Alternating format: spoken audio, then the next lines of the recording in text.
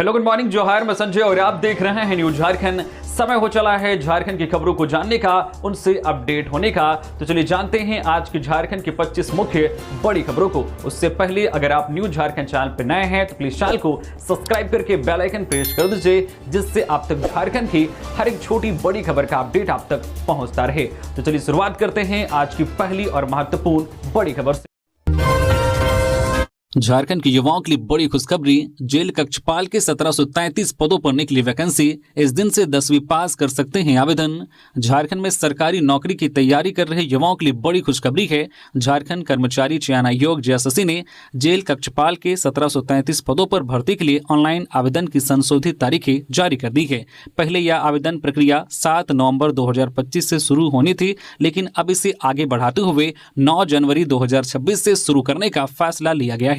आयोग के अनुसार योग्य और इच्छुक अभ्यर्थी 8 फरवरी 2026 तक ऑनलाइन आवेदन कर सकेंगे। यह पूरी भर्ती प्रक्रिया झारखंड राज्य पुलिस, कक्षपाल, सिपाही, गृहरक्षा वाहिनी और उत्पाद सिपाही संयुक्त भर्ती नियमावली 2025 के तहत पूरी की जाएगी। इस नियमावली के आधार पर चयन प्रक्रिया, शारीरिक परीक्षा और अन्य मानकों को लागू किया जाएगा। कक्षपाल भर्ती में इस बार शारीरिक दक्षता परीक्षा को पहले की तुलना में काफी आसान कर दिया गया है। मार्च महीने में हुई कैबिनेट बैठक के फैसले के अनुसार अब पुरुष अभ्यर्थियों को 6 मिनट में 1600 मीटर की दौड़ पूरी करनी होगी, जबकि पहले यह दूरी 10 किलोमीटर थी। वहीं महिला अभ्यर्थियों के लिए अब 10 मिनट में 1600 मीटर दौड़ निर्धारित की गई है, जो पहले 6 किलोमीटर हुआ करती थी। इस बदलाव से बड़ी संख्या में अभ्यर्थियों को राहत मिलने की उम्मीद है। इस भर्ती में कुल 1733 पद निकाले गए हैं, जिनमें से 1634 पद पुरुषों के लिए और 64 पद महिलाओं के लिए निर्धारित हैं। कक्षपाल भर्ती के लिए न्यूनतम शैक्षणिक योग्यता 10वीं पास रखी गई है।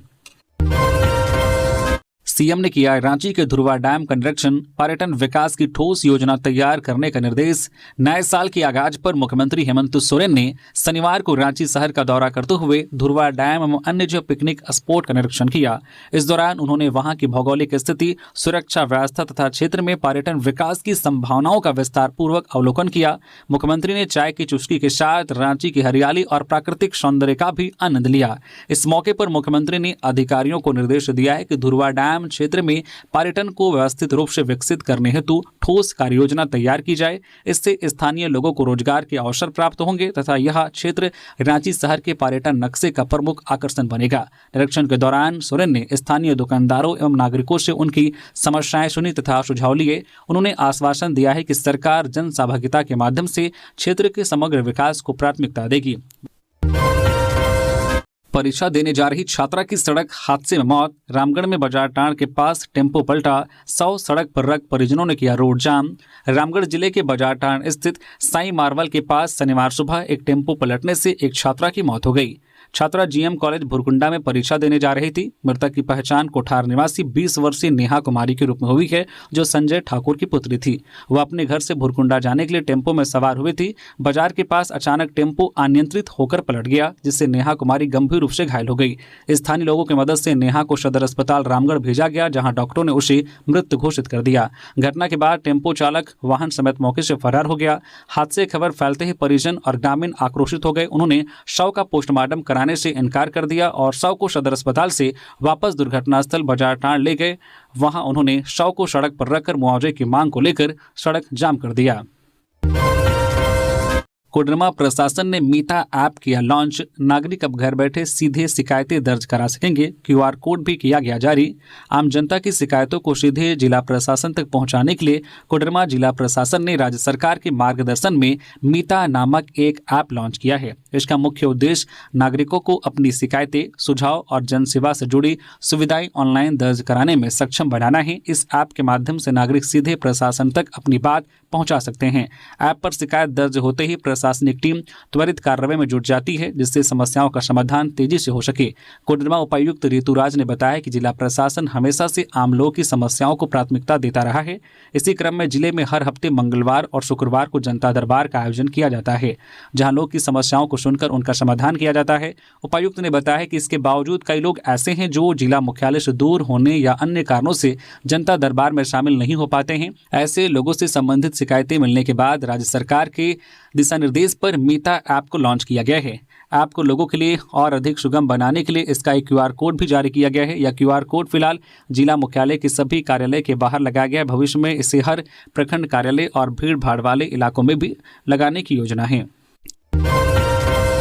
गिरिडीह में तालाब में डूबने से मासूम की मौत, खेलने के दौरान हुआ हादसा, दूसरे बच्चे को सुरक्षित बचाया गया, गांव में पसरा मातम। गिरिडीह जिले के बिरनी प्रखंड अंतर्गत मनकडीहा पंचायत के ग्राम मंडरेखा में शनिवार को एक हृदय विदारक हादसा हो गया। गांव के समीप स्थित तालाब में डूबने से करीब 5 वर्षीय एक मासूम बच्चे की मौत हो गई। घटना के बाद पूरे गाँव में शोक की लहर दौड़ गई। प्राप्त जानकारी के अनुसार राजू राणा का पुत्र घर के पास खेलते खेलते तालाब की ओर चला गया। इसी दौरान तालाब के पास हलचल देख ग्रामीण वहां पहुंचे तो एक बच्चा पानी में डूबता हुआ नजर आया।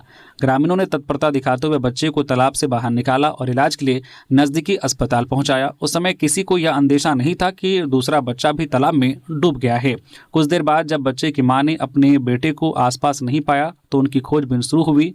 पूछताछ के दौरान ग्रामीणों को जानकारी मिली कि दोनों बच्चे एक साथ खेल रहे थे। इसके बाद लोग दोबारा तालाब पहुंचे जहां मासूम का शव पानी में उपलाता मिला। यह दृश्य देख ग्रामीणों समेत परिजनों के होश उड़ गए। आनंद फानन में बच्चे को तालाब से बाहर निकालकर नजदीकी अस्पताल ले जाया गया, जहां चिकित्सकों ने जांच के बाद उसे मृत घोषित कर दिया। दुमका में धान कारोबारी से 3,80,000 की छिनताई, बाइक सवार अपराधियों ने रुपयों से भरा बैग उड़ाया। झारखंड की उपराजधानी दुमका में छिनताई की वारदात हुई है।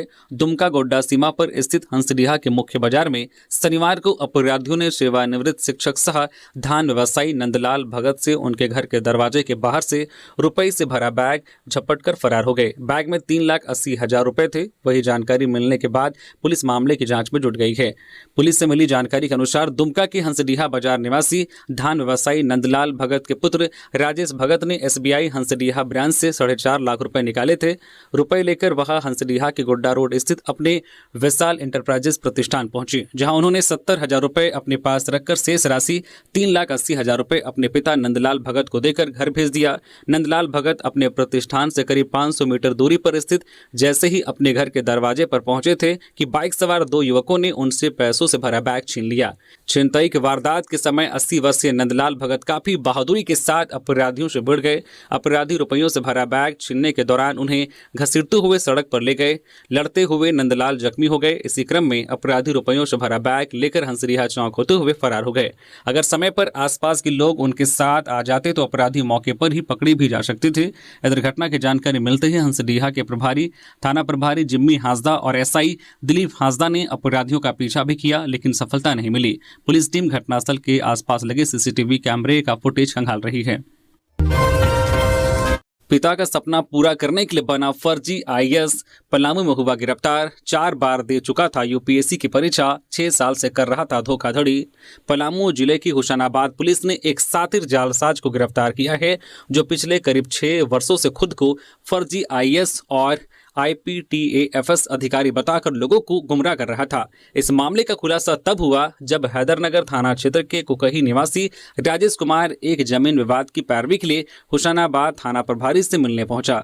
वहां उसने खुद को 2014 बैच का ओडिशा कैडर का IAS अधिकारी और वर्तमान में भुवनेश्वर में CAO के पद पर तैनात बताया। बातचीत के दौरान जब थाना प्रभारी को उसके पद और अलग अलग राज्यों में पोस्टिंग की बातों पर संदेह हुआ तो उन्होंने गहनता से पूछताछ शुरू की, जिसमें वह फंस गया। पुलिस की कड़ाई से पूछताछ और जांच में फर्जी IAS राजेश ने स्वीकार किया है कि वह UPSC की परीक्षा में 4 बार शामिल हुआ था, लेकिन सफल नहीं हो सका। अपने पिता और समाज की नज़रों में खुद को सफल दिखाने के लिए उसने फर्जी अधिकारी बनने का नाटक शुरू किया और पिछले कई वर्षों से फर्जी अधिकारी और भारत सरकार लिखी कार लेकर घूम रहा था। पुलिस ने उसके पास से एक फर्जी ID card, Chanakya IAS academy का ID कार्ड और एक हुंडई एरा कार बरामद किया है, जिस पर फर्जी नेम बोर्ड लगा हुआ था। रांची के ओरमांझी में कंटेनर की चपेट में आने से कार चालक की मौत, 4 घायल। NH-33 पर ओरमांझी के भेड़ा पुल के पास एक कंटेनर दूसरे लेन में जाकर एक कार को अपनी चपेट में ले लिया। हादसे में कार चालक की मौत हो गई। कार में बैठे 4 अन्य लोग घायल हो गए। घटना शनिवार को दिन के 11:30 बजे की है। मृतक 45 वर्षीय मंसूर अंसारी रामगढ़ के गोला के पुरवाडी का निवासी था। वही चारों घायल चित्रपुर के निवासी हैं। घायलों में जावेद अहमद, हमदान शेख, मंतसा फातिमा और 4 वर्ष की बच्ची रुकैया फातिमा शामिल हैं। पिस्का CHC में प्राथमिक उपचार के बाद सभी घायलों को रिम्स भेजा गया है, जहां डॉक्टरों ने चालक को मृत घोषित कर दिया। सूचना मिलने पर पुलिस ने दोनों वाहनों को जब्त कर लिया है। बताया जाता है कि चित्रपुर से कार रांची जा रही थी। रास्ते में रांची से रामगढ़ की ओर जा रहे कंटेनर के आगे की पत्ती टूट गई और कंटेनर अनियंत्रित होकर सड़क के दूसरी ओर जाकर कार को लगभग 50 मीटर तक घसीटते ले गया। इससे कार में बैठे चालक सहित सभी लोग घायल हो गए। झारखंड में सुबह ठंड, दोपहर में राहत, प्रमुख शहरों का तापमान स्थिर, कोहरे का असर जारी। झारखंड में सर्द सुबह और ठंड भरी रात का सिलसिला जारी है, जबकि दिन में धूप निकलने से थोड़ी राहत है। राजधानी रांची समेत राज्य के प्रमुख शहरों में अधिकतम तापमान 23 से 26 डिग्री सेल्सियस के बीच दर्ज किया गया है। वहीं न्यूनतम तापमान 6 से 11 डिग्री सेल्सियस के आसपास रहा। मौसम केंद्र रांची की ओर से जारी रिपोर्ट के मुताबिक सबसे ज्यादा ठंड पिछले 24 घंटे में गुमला में 6.6 डिग्री रिकॉर्ड हुआ है। हालांकि गुमला में अधिकतम तापमान 23.6 डिग्री होने की वजह से दिन में लोगों को काफी राहत मिली। गुमला जिले में धूप भी अच्छी निकल रही है। पूरे राज्य में दिन के वक्त सबसे ज्यादा सर्दी लातेहार में महसूस की जा रही है, क्योंकि वहां का अधिकतम तापमान 18.7 डिग्री और न्यूनतम तापमान 9.8 डिग्री पहुंच गया है। वहीं चाईबासा का सबसे ज्यादा 26.8 डिग्री अधिकतम तापमान रिकॉर्ड हुआ है। शेष सभी जिलों में अधिकतम तापमान 21 डिग्री से 26 डिग्री के बीच है। इधर मौसम केंद्र ने अगले 5 जनवरी तक के लिए राज्य के 11 जिलों में सुबह के वक्त घना कोहरा होने की संभावना जताते हुए येलो अलर्ट जारी किया गया है। इनमें गढ़वा, पलामू, चतरा, हजारीबाग, कोडरमा, गिरिडीह, देवघर, दुमका, गोड्डा, साहिबगंज और पाकुड़ जिले शामिल हैं। वहीं आज 4 जनवरी को राज्य के उत्तरी भागों में घना कोहरा देखने को मिल सकता है। इधर किसानों से आलू, सब्जियों और सरसों की फसल को बीमारी से बचाने के लिए उचित उपाय करने की सलाह दी गई है। कल 5 जनवरी से कांग्रेस का मनरेगा बचाओ संग्राम झारखंड लोक भवन के समक्ष विशाल प्रदर्शन का ऐलान। केंद्र सरकार द्वारा मनरेगा की जगह जी राम जी के नाम पर नई स्कीम लाने के कदम के खिलाफ कांग्रेस ने आर पार की लड़ाई की घोषणा की है। प्रदेश कांग्रेस अध्यक्ष केशव महतो कमलेश ने कांग्रेस के मनरेगा बचाओ संग्राम के शेड्यूल का ऐलान किया है। उन्होंने कहा है कि 5 जनवरी को मोरहाबादी मैदान में बापू वाटिका में मनरेगा मजदूरों के साथ संकल्प लेने के बाद लोक भवन के सामने एक विशाल प्रदर्शन से इस संग्राम की शुरुआत होगी। प्रदेश कांग्रेस अध्यक्ष ने कहा है कि बीजेपी का राष्ट्रपिता महात्मा गांधी विरोधी चरित्र उजागर हो गया है। 5 जनवरी को लोक भवन के सामने होने वाले प्रदर्शन में कांग्रेस के प्रदेश प्रभारी के राजू, दोनों सह प्रभारी, सभी मंत्री, विधायक, कांग्रेस नेता और मनरेगा कर्मी बापू वाटिका से लोक भवन तक मार्च करेंगे। प्रणव झा भी इस कार्यक्रम में मौजूद रहेंगे। केशव महतो कमलेश ने कहा कि केंद्र सरकार ने न सिर्फ रोजगार की गारंटी देने वाली इस स्कीम का नाम बदला है, बल्कि ग्रामीण भारत के विकास और अधिकार पर भी हमला किया है। पौष पूर्णिमा पर रामगढ़ के रजरप्पा मंदिर में उमड़ी श्रद्धालुओं की भीड़। पौष पूर्णिमा पर शनिवार को रजरप्पा स्थित मां छिन्नमस्तिका मंदिर में श्रद्धालुओं की भारी भीड़ उमड़ पड़ी। श्रद्धालु अहल सुबह ही यहां पहुंच गए थे। दामोदर भैरवी के संगम स्थल पर स्नान कर हाथों में पूजा की थाली लिए लाइन में कतारबद्ध होकर खड़े हो गए। भारी भीड़ के बावजूद श्रद्धालुओं की आस्था में कमी नहीं आई। लोगों ने लंबी लाइन में लगकर घंटों इंतजार के बाद माता रानी की पूजा अर्चना कर आशीर्वाद लिया। मंदिर में झारखंड सहित बिहार, बंगाल व ओडिशा के लोग भी मां के दर्शन के लिए पहुंचे थे। भीड़ इतनी ज्यादा थी कि भक्तों की लाइन मुख्य मंदिर से स्टैंड के ऊपर तक जा पहुंची थी। भीड़ को नियंत्रित करने में रजरप्पा पुलिस के जवान सक्रिय दिखे, ताकि श्रद्धालुओं को पूजा अर्चना में किसी प्रकार की परेशानी न हो। पौष पूर्णिमा के अवसर पर रजरप्पा स्थित जो पंचवटी आश्रम में भव्य भंडारे का भी आयोजन किया गया। रांची में शुरू हुआ निःशुल्क जेईई नीट कोचिंग संस्थान, डीसी ने किया निरीक्षण। मुख्यमंत्री हेमंत सोरेन के प्रयास से रांची के हिंदी पीढ़ी में दिशोम गुरु शिबू सोरेन इंजीनियरिंग, जेईई और मेडिकल नीट कोचिंग संस्थान की शुरुआत की गई है। यह संस्थान झारखंड के मेधावी छात्र छात्राओं के लिए शुरू किया गया है, ताकि वे इंजीनियर और डॉक्टर बनने की तैयारी अपने ही राज्य में कर सके। इस कोचिंग संस्थान में छात्रों की पूरी तरह मुफ्त पढ़ाई, रहने और खाने की सुविधा दी जा रही है। इससे खासकर अनुसूचित जनजाति और अनुसूचित जाति वर्ग के छात्रों को बहुत लाभ मिलेगा। 3 जनवरी को उपायुक्त सह जिला दंडाधिकारी रांची मंजुनाथ भजंत्री ने संस्थान का दौरा किया। उन्होंने कक्षाओं को देखा और वहां पढ़ रहे छात्र छात्राओं से बातचीत की। छात्रों ने बताया कि इस कोचिंग संस्थान से उनका आत्मविश्वास बढ़ा है और अब उन्हें पढ़ाई के लिए बाहर जाने की जरूरत नहीं है। पलामू डीसी व एसपी सीएम से की मुलाकात, नए वर्ष की दी शुभकामनाएं। पलामू डीसी समीरा एस और पुलिस अधीक्षक रिश्मा रमेशन ने शनिवार को रांची स्थित मुख्यमंत्री आवासीय कार्यालय पहुंचकर मुख्यमंत्री हेमंत सोरेन से मुलाकात की। इस दौरान उन्होंने मुख्यमंत्री को नए साल 2026 की हार्दिक बधाई और शुभकामनाएं दी। मुख्यमंत्री ने भी उपायुक्त और एसपी को नववर्ष की बधाई देते हुए पलामू जिले में बेहतर कानून व्यवस्था बनाए रखने और जन कल्याणकारी योजनाओं को प्रभावी ढंग से धरातल पर उतारने की मंगल कामनाएं दी। पेशा पर राज्य सरकार के धोखे से आदिवासी समाज की उम्मीदें चकनाचूर हुई। चंपई सोरेन, पिछले महीने सरकार ने पेशा नियमावली लागू किया, लेकिन वे उसकी नियमावली को छिपाते रहे। शुक्रवार को जब नियमावली सामने आई तब पता चला कि सरकार इसे छिपा क्यों रही थी। हाईकोर्ट द्वारा कई बार दबाव डालने एवं विपक्ष के आंदोलन के बाद भी सरकार जो नियमावली लेकर आई है वह पूरी तरह से आदिवासी विरोधी है। इस सरकार ने पेशा नियमावली के नाम पर आदिवासी समाज को धोखा दिया है।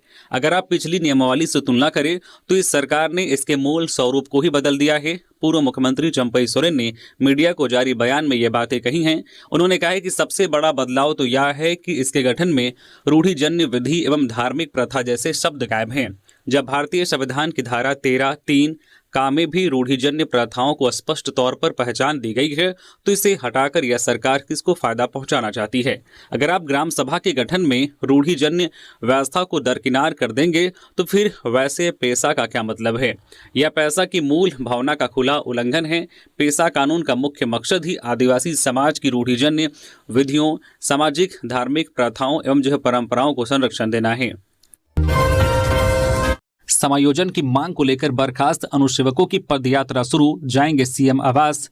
पलामू जिले में वर्ष 2010 में नियुक्त 251 अनुसेवकों की बर्खास्तगी के खिलाफ आंदोलन तेज हो गया है। समायोजन की मांग को लेकर बर्खास्त अनुसेवक संघ ने पदयात्रा व प्रदर्शन के माध्यम से मुख्यमंत्री आवास जाने का निर्णय लिया है। पदयात्रा की शुरुआत शनिवार को मेदिनीनगर से हुई। बर्खास्त अनुसेवकों ने बताया कि वर्ष 2010 में चतुर्थ वर्गीय पदों के लिए पैनल तैयार किया गया था। सरिता कुमारी बनाम झारखंड सरकार मामले में झारखंड हाईकोर्ट के आदेश के बाद कोडरमा जिले की तर्ज पर वर्ष 2017 में लिखित परीक्षा के अंकों के आधार पर चयन किया गया। इसमें पलामू जिले के विभिन्न सरकारी कार्यालयों में अनुसेवकों की नियुक्ति की गई। सभी 7 से 8 वर्षों तक सेवा में कार्यरत रहे। हालांकि सर्वोच्च न्यायालय के फैसले के बाद उक्त विज्ञापन को त्रुटिपूर्ण मानते हुए रद्द कर दिया गया। इसके आधार पर तत्कालीन डीसी शशि रंजन ने बिना किसी पूर्व सूचना व स्पष्टीकरण के सभी 251 अनुसेवकों को सेवा से बर्खास्त कर दिया। बर्खास्त अनुसेवकों का कहना है कि इस प्रक्रिया के तहत झारखंड के अन्य जिलों में आज भी अनुसेवक कार्यरत हैं। ऐसे में केवल पलामू जिले में की गई कार्रवाई भेदभावपूर्ण व अन्यायपूर्ण है। संघ के अनुसार बर्खास्तगी के बाद सभी अनुसेवक गंभीर आर्थिक संकट से जूझ रहे हैं। बैंक ऋण, पारिवारिक जिम्मेदारियों और बेरोजगारी के दबाव में 2 अनुसेवकों की हार्ट अटैक से मौत हो चुकी है। कई अन्य मानसिक तनाव में हैं। कुछ अनुसेवकों के सामने जीवन यापन का गंभीर संकट उत्पन्न हो गया है। रांची के धुरवा इलाके से 6 व 7 साल के भाई बहन लापता, तलाश में सहयोग की अपील।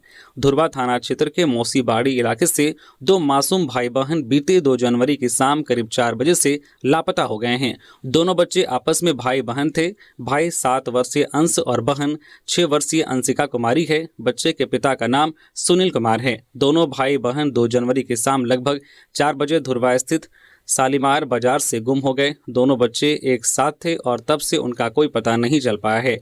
पुलिस और परिवार ने आम जनता से अपील की है कि यदि किसी को भी इन दोनों बच्चों के बारे में कोई जानकारी मिले तो 9431706166 या 6205934668 नंबर पर संपर्क करें। जेसीबी मालिक पर ड्राइवर की पत्नी से दुष्कर्म का आरोप, चाकू का भय दिखाकर रेप किया, बच्चे को मारने की धमकी दी, आरोपी फरार। कोडरमा जिले में एक जेसीबी मालिक पर अपने ही चालक की पत्नी से दुष्कर्म का आरोप लगा है। पीड़िता ने डोमचांच थाने में लिखित शिकायत दर्ज कराई है। यह घटना डोमचांच थाना क्षेत्र की है। पीड़िता के अनुसार उनके पति जेसीबी चालक हैं। शुक्रवार को पीड़िता के पति काम के सिलसिले में बरकट्ठा हजारीबाग गए थे। उनकी सास और ननद भी खेत पर आलू निकालने गई थी। पीड़िता अपने बच्चे के साथ घर पर अकेली मालिश हो रही थी, तभी आरोपी नंदलाल पंडित उनके घर पहुंचा। पीड़िता ने आरोप लगाया है कि नंदलाल पंडित ने उन्हें अकेला पाकर चाकू का भय दिखाकर दुष्कर्म किया। आरोपी ने घटना के बारे में किसी को बताने पर बच्चे को जान से मारने की धमकी दी। दुष्कर्म के बाद जब नंदलाल घर से निकल रहा था, तभी पीड़िता की सास और ननद घर लौट आई। उन्होंने नंदलाल को पकड़ने का प्रयास किया, लेकिन वह भागने में सफल रहा। इस दौरान आरोपी अपनी बाइक पीड़िता के घर पर ही छोड़ गया। शनिवार को पति के बरकट्टा से लौटने के बाद पीड़िता ने डोमचांच थाने में आवेदन देकर न्याय की गुहार लगाई है। पुलिस ने शिकायत मिलते ही नंदलाल पंडित के घर पर दबिश दी, लेकिन वह पुलिस के पहुंचने से पहले ही फरार हो चुका था। हरमू नदी की सफाई के लिए रांची नगर निगम युद्ध स्तर पर जुटा। स्वच्छता सर्वेक्षण 2025-26 को ध्यान में रखते हुए रांची नगर निगम ने हरमू नदी के संरक्षण और सफाई के लिए बड़ा कदम उठाया है। इसी क्रम में 3 जनवरी को हरमू नदी में विशेष सफाई अभियान शुरू किया गया। इस अभियान की खास बात यह रही कि नगर निगम के प्रशासक सुशांत गौरव खुद मौके पर पहुंचे और सफाई कार्य का निरीक्षण किया। इस अभियान में 100 से अधिक सफाई मित्रों ने हरमू मुक्तिधाम से लेकर कड़रू रेडिशन ब्लू क्षेत्र तक मिलकर सफाई की। मशीनों और मजदूरों की मदद से नदी में जमा प्लास्टिक, गंदगी, गाद और पुराने कचरे को हटाया गया। लातेहार में जंगली हाथी बच्चे के साथ बस्ती में घुसा। गम्हरिया टोला में ग्रामीणों की सूझबूझ से टला बड़ा हादसा, लोगों ने खदेड़ा। लातेहार जिले के छिपादोहर स्थित गम्हरिया टोला में शनिवार शाम करीब 4 बजे उस समय हड़कंप मच गया जब एक जंगली हाथी अपने बच्चे के साथ अचानक गांव की बस्ती में घुस आया। इस घटना से ग्रामीणों में दहशत फैल गई। हालांकि उनकी सूझबूझ से बड़ी अनहोनी टल गई। हाथी को बस्ती के बीच देखकर लोग भयभीत हो गए। महिलाएं, बच्चे और बुजुर्ग अपनी जान बचाने के लिए घरों से निकलकर इधर उधर भागने लगे। कुछ देर के लिए पूरा गांव डर और अफरा तफरी के माहौल में डूबा रहा। हाथी और उसका बच्चा कुछ समय तक घरों के बेहद करीब घूमते रहे, जिससे लोगों की सांसें थमी रही। स्थिति की गंभीरता को भांपते हुए ग्रामीणों ने संयम और साहस का परिचय दिया। गांव के लोग एकजुट हुए और शोर शराब करते हुए हाथी को धीरे धीरे बस्ती से बाहर की ओर खदेड़ना शुरू किया। ग्रामीणों की सतर्कता और सूझबूझ का परिणाम रहा कि हाथी और उसका बच्चा रेलवे लाइन पार करते हुए कुचिला गांव के रास्ते मतनाग होते हुए बेतला जंगल की ओर लौट गए। इस पूरी घटना में किसी भी प्रकार की जान माल की क्षति नहीं हुई, जिससे ग्रामीणों ने राहत की सांस ली। SIR को लेकर झारखंड दौरे पर आ रही निर्वाचन आयोग की टीम, सभी DC और आला अधिकारियों के साथ होगी बैठक। पेरेंटल मैपिंग के बाद झारखंड में मतदाताओं का विशेष गहन पुनरीक्षण शुरू होने जा रहा है। अब तक की गई तैयारियों का जायजा लेने के लिए भारत निर्वाचन आयोग की टीम 8 जनवरी को झारखंड दौरे पर आ रही है। 2 दिवसीय इस दौरे में राज्य के सभी जिला निर्वाचन पदाधिकारी और आला अधिकारियों के साथ बैठक होगी। यह बैठक ATI सभागार में होने की संभावना है। अगर SIR को लेकर संतोषजनक तैयारियां रही तो फरवरी में इसकी शुरुआत होने की संभावना है। सबसे खास बात यह है कि SIR के दौरान घर घर फॉर्म पहुंचेगा, जिसे प्रत्येक मतदाता को भरना अनिवार्य होगा, चाहे उनका नाम 2003 की मतदाता सूची में हो या ना हो। मुख्य निर्वाचन पदाधिकारी के रवि कुमार के अनुसार भारत निर्वाचन आयोग के पदाधिकारी 2 दिवसीय दौरे के क्रम में सभी जिलों के उपायुक्तों के साथ बैठक करेंगे। इस संबंध में सभी जिला निर्वाचन पदाधिकारियों को अलर्ट कर दिया गया है। रांची में और तेज होगा अतिक्रमण हटाओ अभियान, DC ने लिया जायजा। झारखंड हाईकोर्ट के निर्देश पर रांची जिला प्रशासन ने अतिक्रमण हटाने की कार्रवाई को और तेज कर दिया है। शहर और जिला के विभिन्न हिस्सों में स्थित जलाशयों और सार्वजनिक संपत्तियों को अतिक्रमण मुक्त करने के लिए चल रहे अभियान को और तेज किया जाएगा। इसी क्रम में शनिवार को रांची DC मंजूनाथ भजंत्री ने हटिया जलाशय, धुरवा डैम के आसपास का स्थल निरीक्षण किया। इस दौरान DC ने जलाशय क्षेत्र में फैले अतिक्रमण की स्थिति का जायजा लिया और मौके पर मौजूद अधिकारियों को त्वरित कार्रवाई के लिए आवश्यक दिशा निर्देश दिए। रांची DC ने कहा है कि जलाशयों की मूल सीमा को राजस्व अभिलेखों और नक्शों के अनुसार स्पष्ट रूप से चिन्हित किया जाए, ताकि यह सुनिश्चित हो सके कि भविष्य में कोई अवैध कब्जा न किया जा सके। हेमंत सरकार के खिलाफ भाजपा करेगी नगर परिषद का घेराव, करेगी EVM से वोटिंग कराने की मांग। भाजपा नेता अमर कुमार बावरी 1 दिवसीय दौरे पर बोकारो पहुंचे। इस दौरान उन्होंने हेमंत सोरेन की सरकार पर हमला बोलते हुए कई आरोप लगाए।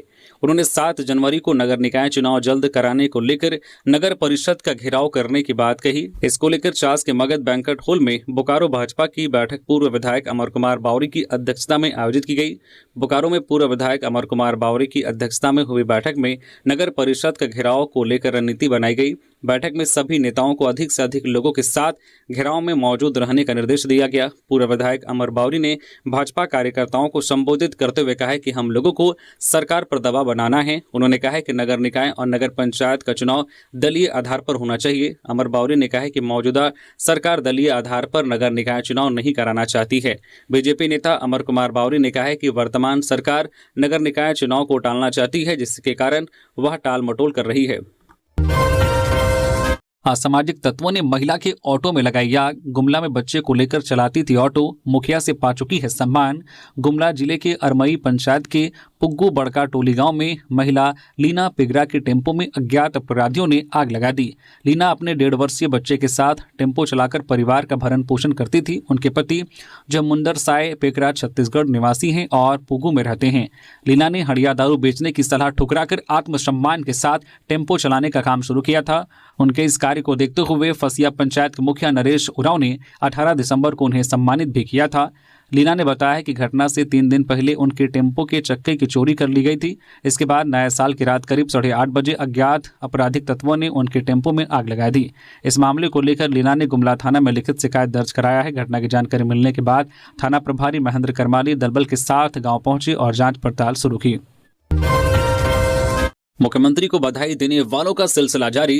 नववर्ष के अवसर पर शनिवार को भी मुख्यमंत्री हेमंत सोरेन से विभिन्न विभागों के वरिष्ठ भारतीय प्रशासनिक सेवा के आईएएस पदाधिकारियों ने मुख्यमंत्री आवासीय कार्यालय में सौजन्य भेंट की और उन्हें नववर्ष की शुभकामनाएं दी। मुख्यमंत्री सोरेन ने सभी पदाधिकारियों को नववर्ष की शुभकामनाएं देते हुए राज्य के सर्वांगीण विकास, सुशासन तथा जन कल्याण के कार्यों में सेवा भावना और निष्ठा के साथ योगदान देने का आह्वान किया।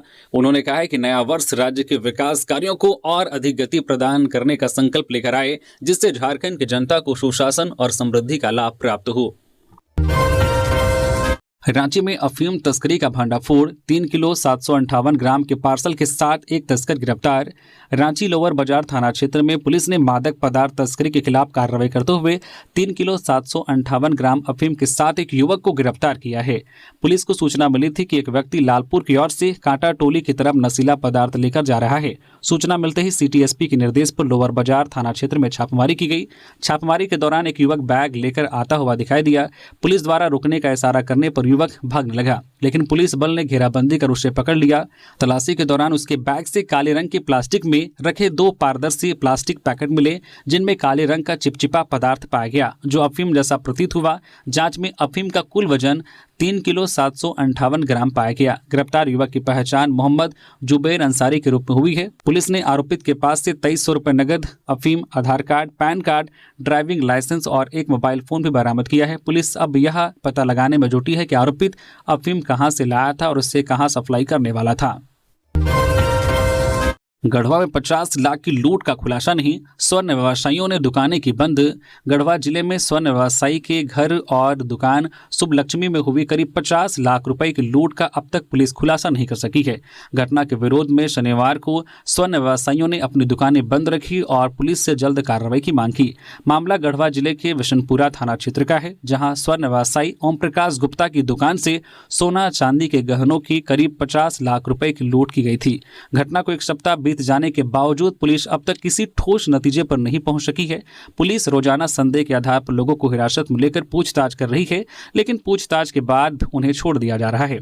इतनी बड़ी रकम की लूट से स्वर्ण व्यवसायी ओम प्रकाश गुप्ता पूरी तरह से टूट चुके हैं। उन्होंने मीडिया को मौके पर पूरी घटना की जानकारी दी और बताया कि यदि रात में नियमित पुलिस गश्ती होती तो यह लूट की वारदात नहीं होती। उन्होंने पुलिस की कार्यशैली पर सवाल उठाते हुए कहा कि समय रहते अपराधियों की गिरफ्तारी नहीं हुई तो लूटा गया सामान वापस मिलना मुश्किल हो जाएगा। वही स्वर्ण व्यवसायी संघ के अध्यक्ष ने कहा है कि इस लूटकांड को लेकर अब व्यवसायी आंदोलन करने को मजबूर हैं। जब तक लूटा गया सामान बरामद नहीं किया जाता तब तक आंदोलन जारी रहेगा।